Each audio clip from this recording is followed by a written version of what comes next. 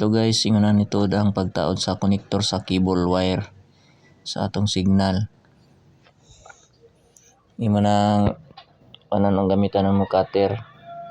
Hinayan ra nimo para dili kadyo malubong para di maputol ang katong negative ni dya sa kilid nga katong silver og color nga murag mga buhok. So kinahanglan kanarang panit ang makuha. Imo dyan ang wakiso na kanang na murag bukbok nga silver og color mo na ground. Kinahanglan di na maputol. Nya pag makita ng puti nga murag plastic, imo na po nang gamit kanan nimo sa cutter para ang mabilin ana kato ng positive niya katong bronze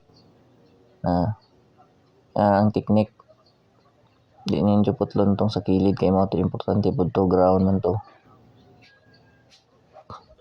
So nanay makita na nimo nga na tong bronze niya nga isuksok ra yun ninyo ang connector, iduot ra na ninyo. Pag maduot na mo tunga man to, igo ra to mo labaw gamay tong isang positive kuno sa tunga tong bronze bitaw. Ayaw po ninyo palabi og kuan taas. Pag mo taas magaling pagkaduot ninyo inyo ra putlan, igo ra mo labaw gamay. Kay og sobra pud ka taas mo kuan na di na